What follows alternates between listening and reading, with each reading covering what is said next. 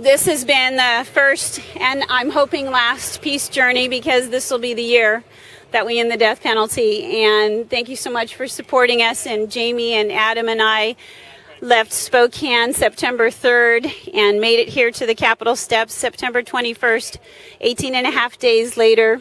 We actually today made it 190 miles on foot, and all for the purpose of trying to put our feet where our hearts are and our minds are, and to end the death penalty.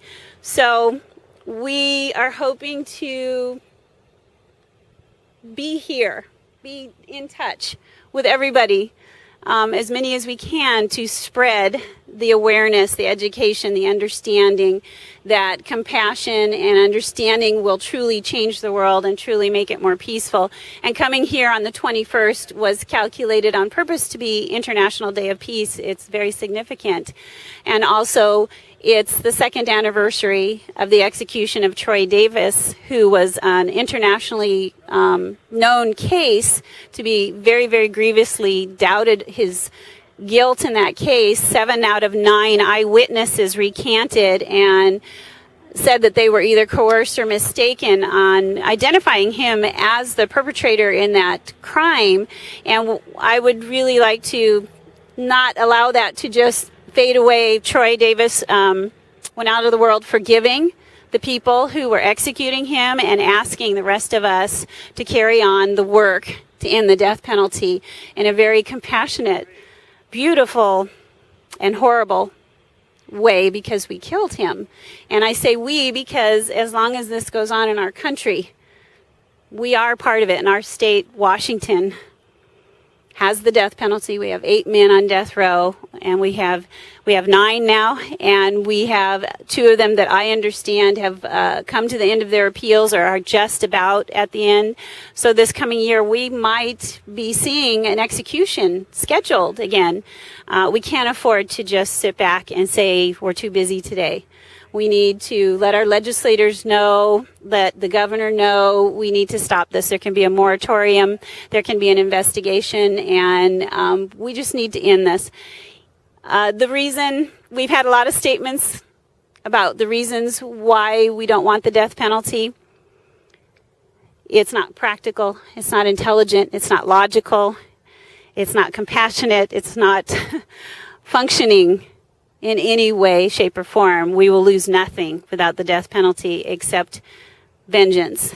And that is not a practical, logical, or functional reason to keep the death penalty. So I'm asking everyone to continue this conversation with everyone you know, because this should be an easy fix. Yes? I just want to remind people that we don't have a big crowd here, unless some of you have multiple personalities. But otherwise, we're a fairly small crowd, no matter how you count the numbers. So we're going to have this person who is a nun visit Washington the 11th and 12th. Her name is Helen Prejean. I started working with Helen Prejean and Mike Radelet in 1985. Nobody wanted to come and listen to a nun. You know, that's why we stayed away from church and Catholic schools. So when we went to Baton Rouge, to the state capitol, and we're on steps just like this, many of our rallies were about this size. But it didn't stop us, and it didn't stop Sister Helen from telling her story. So when she comes, one of the stories you have to get out of her is how often she had small crowds, and sometimes she'd be speaking and half of the people would fall asleep. They had her go into a senior's place right after lunch, and people had had their medications. Most of the people fell asleep during her talk. Now she speaks all over the world. But, you know, when I met Sister Helen, nobody wanted to hear from a nun. And I didn't like nuns. But I felt after I met her a couple of times that she had something special going for her. And Mike Radelet, who's an international expert on the innocence in the death penalty, the 3 of us started going around, and we decided to have our first march in the South. We marched from death row in Georgia, in Stark, Georgia, all the way to Atlanta. And people thought we were crazy. And we'd involved Southern Christian leadership. We didn't have any money. We had trouble getting press. But we did it because we felt it needed to be done. And then a lot of other people started having marches about the death penalty. And one of the groups organized victims, the families of murder victims, which is called Journey of Hope now. But before that, people said you can't march, you know, what difference does it make? It does make a difference when you go out and talk to people. So one is you should know every time we gather, every time we take one step, anytime we gather 1, 2, 3, 20, 100 people, that we're moving forward in terms of abolition. Dr. Martin Luther King, they asked him about 2 weeks before he was killed. They says on a big national news program, one of the Sunday programs, they said, Dr. King, you don't have all of the Negroes supporting you. Matter of fact, some of the Negroes oppose you. He says, I'll never have all of the Negroes. I just want the right ones. So we don't need everybody to abolish the death penalty. We just need the right people working on it. Thank you, Leno. Thank you. So I just wanted to tell you 2 more things. Sister Helen Prejean is the source that we first heard on the death certificate of an executed person. They write, legal homicide is the cause of death. And we'd like everyone to think about how hypocritical those words, contradictory, legal and homicide. We admit we are killing, we are murdering somebody. And what does that say about us? To murder a defenseless person with a ceremony. I mean, it's very barbaric.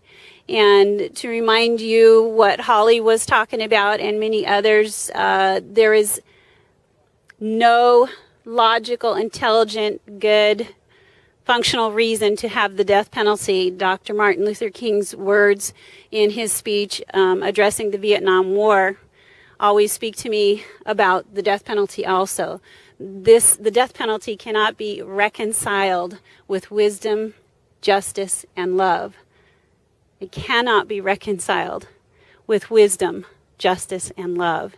And in his words and in his spirit, please, let's all end the death penalty.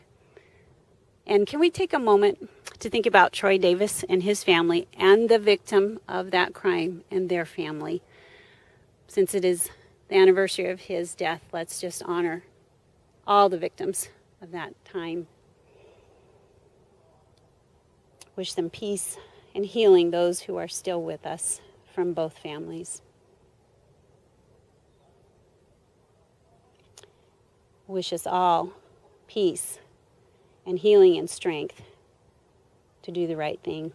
Thank you for being here today, all of you. Thank you. Okay.